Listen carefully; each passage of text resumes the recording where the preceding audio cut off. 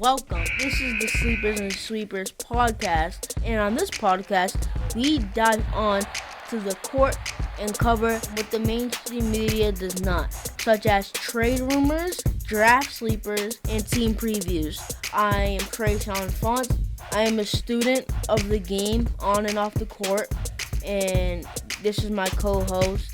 My name is Megan Holden. I'm a podcaster for Locked In Sports. So, on to the first segment. NBA rumors. LA Clippers is interested in a point guard, Rajon Rondo, a two-time champion, a Laker, and won a championship in 2008 for the Celtics. I feel like he'd be a great player because they need leadership, clearly, because Kawhi and Paul George, they're both talented players, but they need leadership and a vet to push them over that hump and going to the Western Conference Finals. Rajon Rondo is also a great playmaker. He's not really a selfish player. He looks for create ways for plays for others. Something that I feel like was more tougher for the Clippers last season when they had Lou Williams, they had Patrick. Everybody wanted Morris. Everybody wanted to kind of get their buckets. So now you have a leader in there who won 2 championships, knows what it takes for the Clippers who've never been to a championship game. And so you can provide that leadership, and you can also provide that playmaking ability. To trade rumor 2, Golden State Warriors is interested in point guard Jeremy Lin. He hasn't played since the 2018 through 2019 season where he won a championship with the Toronto Raptors. He played for the Warriors in 2010 where he averaged less than 10 minutes, 3 points, less than 3 rebounds, and less than 2 assists per game. So, I don't know. In my opinion, I don't know if that's who they should be chasing after because I feel like he's a little bit older in his career, and when he played for you guys when he was younger, he didn't do as much. And they gotta realize they're gonna face the Lakers. They're facing LeBron and Anthony Davis, and they're gonna face Kawhi and Paul George and all this competition. Jeremy Lin, I don't know what he's gonna be doing for that team. How do you feel about that? How I feel about it is I agree with you. I feel like they need someone to take them to separate themselves, right, from the Lakers. Right now it's kind of even, and you know the Golden State loves to dominate. That's why they got KD when they already had 3 stars. When you talk about Golden State, when I think their needs, I don't really think a point guard. I think more of a big man, right? And some big men that I think will be good for. Maybe you bring Gasol, one that can spread the floor, and he's also pretty good, solid defensive piece. He is a vet, but they're also an older team contending, so that shouldn't be a problem, and he will know his role. And you also have Drummond and Whiteside out there too. On to the third trade rumor. The Atlanta Hawks is interested in trading the 6th pick in this NBA draft for a key player to make a playoff push. They're going to try to make the playoffs this year. The key players I would want is number 1, DeMar DeRozan. He would definitely help the Hawks try to make a push-off play. And the Spurs can be getting the 6th in the draft, so they can be getting a young, good player for their team. So, yeah, he could be a free agent, but there's also, with his contract, a good chance that he picks up the player option. And given the Spurs probably want to move on since it's not the best fit, I can see them trading another 6th pick. Maybe he's not an all-star or maybe he's not a superstar, but he would still be a good fit. I feel like he's a good two-way player. He's not really the best 3-point shooter, but you have Trae Young there, right? Yeah. Who can shoot the threes. I feel like he's a good defender to put next to Trae Young, right? And he's a good spot so he can get to the rim. How do you feel about his DeMar DeRozan's game? Like, what do you like about it most? DeMar DeRozan's game, I like about it most is he knows what he can do. He doesn't jack up a lot of threes that he knows he probably won't hit, but he is a great mid-range shooter, and he is a good guard when defensively. He can guard guards. He can guard point guards. He can guard people like Curry or people like, Westbrook. And I feel like that's what they need. I feel like they struggle defensively. And as you were saying, yes, Trae Young already can shoot the 3. They don't need 3s. They just need a good player. They need another star, a vet, right? Because they're very young, the Atlanta. So if they have a vet there who's been to the playoffs and also who can bring them maybe to that next level, it's a win-win. The NBA can start as early as December 22nd, and the free agency can start as early as November 20th. If this is true, Danny Green said that LeBron will not be playing the first month. And how I feel about this is, yes, I feel like they're starting really early because players are just in this bubble away from their family. LeBron even said after he won the chip when he got interviewed that sometimes he thought that this wasn't worth it, that the chip wasn't worth it, and he missed his family. So these players miss their family, and they want time with their family, but now they already got to go back to the bubble in a few months. And I won't blame LeBron for not playing the first month because he wants to see his family, and plus he's probably sore. His body hurts. He's 35. This is his 17th year in the league, and it's going to 18th year in the NBA. He's been in the league since he was 18 years old, and now he's 35, and he's still in the NBA, playing at an MVP candidate level. So I feel like I agree with him taking the month off. I agree with you. I think especially with not just LeBron James, but veterans in general, especially those that's in a bubble, you gotta let them have time to get their legs under them. I know you guys heard about versus battle in music. Now we have our versus battle for NBA. So Trishawn, can you tell us who our versus battle for this week is? Today, for this week, we have the Lakers versus the Nets. How you feel about that? All right, so you got the contending Lakers, right? You got obviously the sweepers, and then you got the sleepers kind of with the Nets. People don't know how that's going to work out with KD coming back from injury and Kyrie, who hasn't really shown he's a leader. I feel like the Nets are a big question mark just because of those two.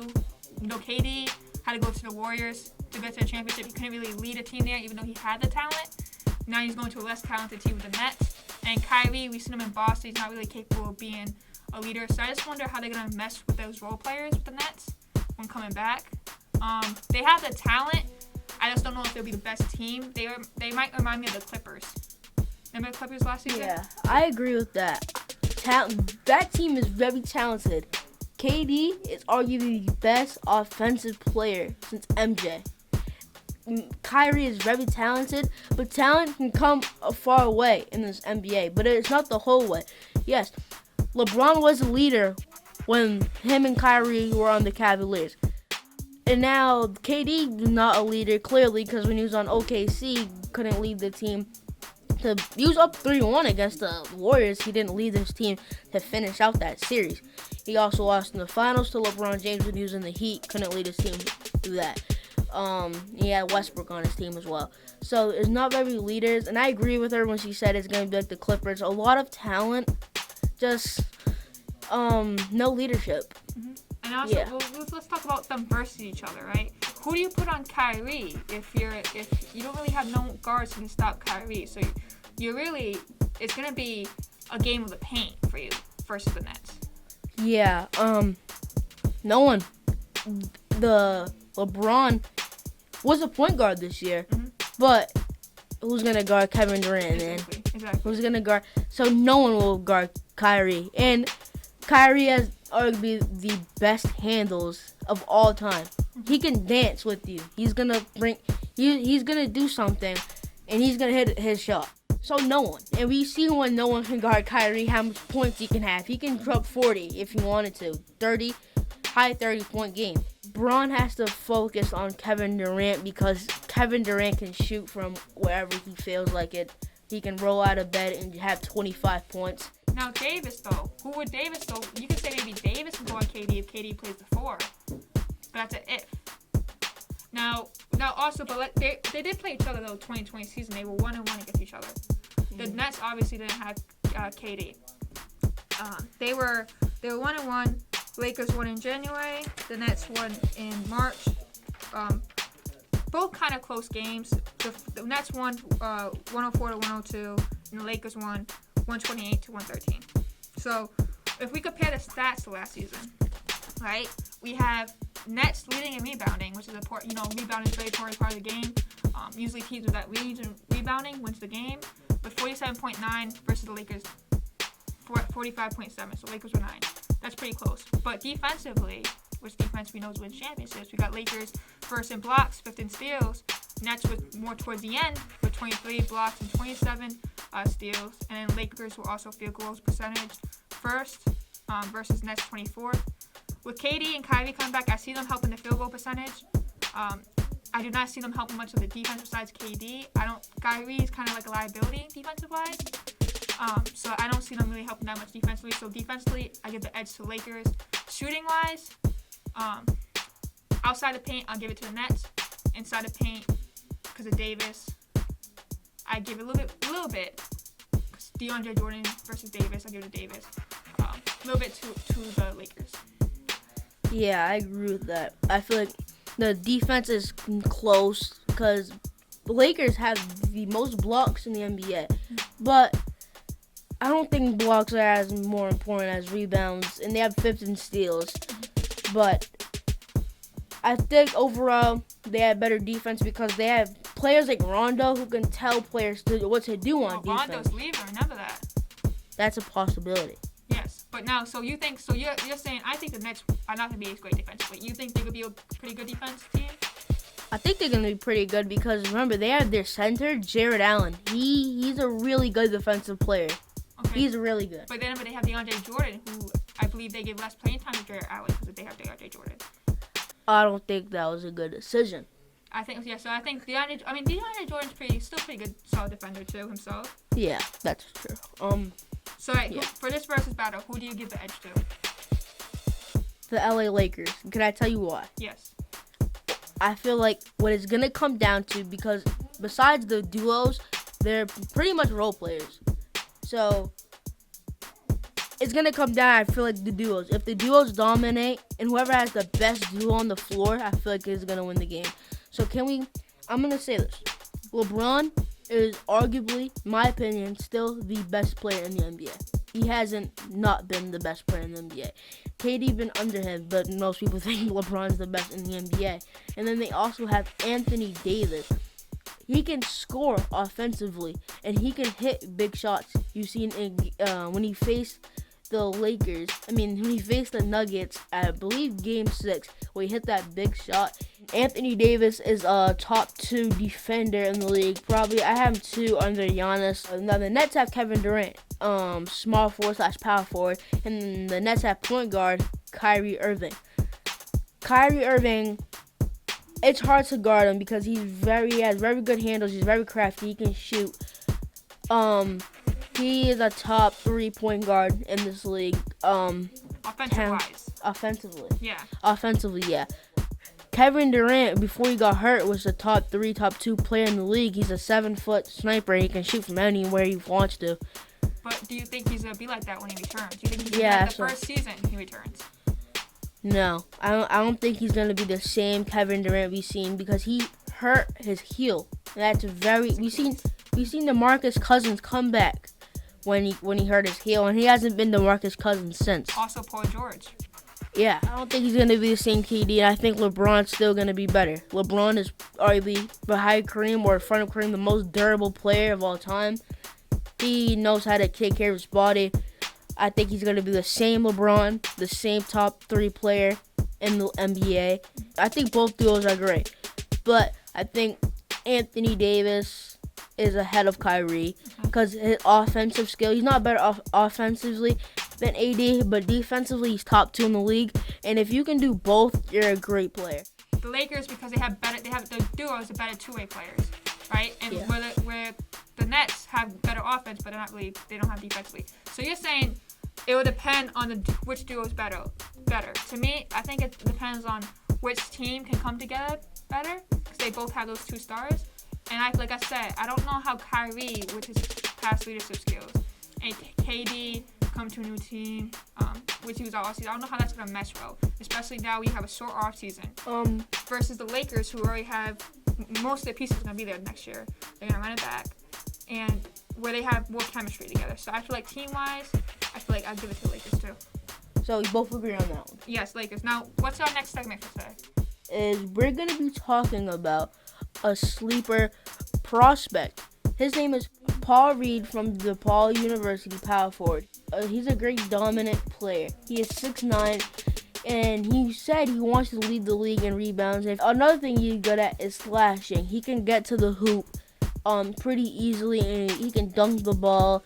He is a great defender, and he's a great team defender. He averages 15 points, 10 rebounds, and 2 blocks. One thing that I say he has to work on is passing. He only averages 1 assist and ball control. And another thing is he's a little older because he's a junior. He is 21 years old. He's already older than Zion and Ja Morant. I feel about my takeaways from him was I think the vet thing also plays in his favor because you can see he's more seasoned. He has good moves going to the basket. He has a good sidestep. Also, he's great defensively. He's great defense. I would like him to work on taking angles with pick and roll. He does need to get a little bit better as a pick and roll, pick and pop player. But I also would say he's great at, like you said, going get into the rim. He does need to draw more fouls, but like I said, he has the moves. He's great in transition. He averaged a double-double. I think he's a great draft sleeper. I think he is a good big man, especially in this league where a lot of teams need defensive and offensive players. Mm-hmm. Big man too. So yeah, especially big man. Yeah, you see them as one-way players usually, but now you get a big man that can play both ways. But he can also just be like a nice role player, not a star, not an all-star maybe potentially all-star at his highest ceiling, but I would say more of a starter, not a star. Our last segment, we are going to be doing team previews. The Celtics, the Lakers, and the Clippers. So let's start with the Lakers. Okay. What's your preview of the Lakers so far for this offseason? What do you think they're going to do? What do they need? And where do you expect them to rank next season? Where do you rank them? They need a good point guard who can guard other point guards because LeBron's going to be at the guard small forwards. AD is going to be at the guard a big man, so they're going to need someone who can guard that and could pass because Rondo is not a starter. Even he might not even be there next season. I think to add to that, though, I would add perimeter three-point shooting. I'll get some three-point shooters. That was a problem we saw a little bit versus the Heat where they lost and previous series versus the Nuggets. I would say also perimeter defense. So get some, mainly the guards. They're obviously a contending team again. I don't know if they're a sure thing. I want to give them a sure thing, but they're definitely a contending team again. Next team we're going to do is the Celtics. I'm a Celtics fan, so I watch all the games. I watch them very closely. And I think I feel like Daniel Tice, a center, I feel like he's kind of small for a center. He's only 6'9". Well, 6'9 is really tall, don't get me wrong. But big men now, you can see them, they're 7 feet. Also, I think we need a better bench because we have Tatum doing his thing, Jalen doing his thing, Kemba doing his thing. But when they leave, it's like, hello, guys, you guys going to do something. So it's like, I think we need a better bench. Do you agree with that? Yeah, so we actually ranked among the last in the league for bench scoring. I definitely agree that we need a better bench. Because when those guys, what they would do is they would keep a starter in. But then you had Tatum, you had Brown, those guys playing crazy minutes. I would have definitely get a reliable shooter to start with. You need someone to come in and be able to hold that production Tatum and Kemba's giving you, especially from the three-point line. Isaiah Thomas is out there. I don't know why they didn't pick him up last season. It could have been because of his injury history. But also, like you mentioned, the big man. So Daniel Tice, I think, is not a bad fit, but he's also small. He's not girthy. He's not going to out-muscle guys for rebounds. A Steven Adams would be great, or what is being mentioned is we have too many forwards right now. We got Hayward, we got Tatum, we got Brown. And when they play together, Hayward has accepted his less role, but then you have Brown, who looks a little bit lost offensively because he seems to to sit there in the corner because he doesn't really know his role. And I feel like when Hayward is out, he attacks the rim more. Let Tatum and Brown run this team. You have Kemba as a good vet. Use Hayward as a trade piece to get you that big man and bench. So people mentioned him going back to Indiana, where he's from. Trading Hayward to the Pacers and change from Miles Turner and maybe Jerry Lamb, a bench scorer, or maybe TJ McConnell. So then you get those bench score and you also get your big man. Miles Turner was a great big man. I just think with him and Sabonis with the Pacers, it's not a good fit, and he's kind of a victim of a system that doesn't fit him. So he has dropped off a little bit, but his potential we saw a couple years ago, he can be a great big man who is a great blocker. Okay, so last team is the Clippers.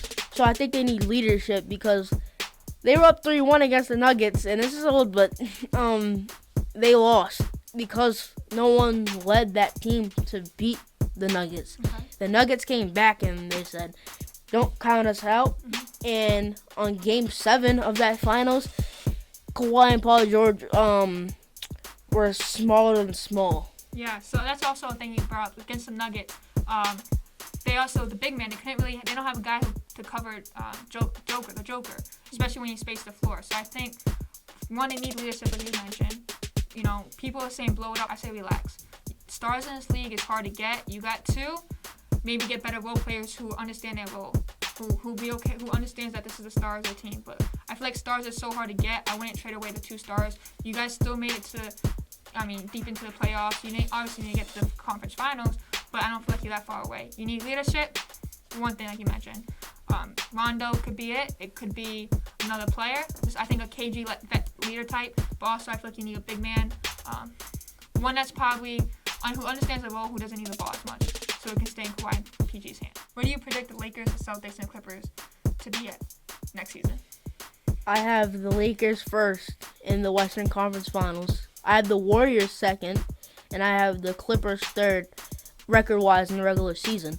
And I have the Celtics first in the regular season. I have the Nets second in the regular season, and I have the Heat third in the regular season. Okay, you give them an extra preview. Now, so if they get those pieces, right? If they make those changes. My name is Trey Sean, and this is the Sleepers and Sweepers podcast. Thank you guys for watching. We will appreciate you subscribe and like. And thanks for Dream Out Loud for this studio.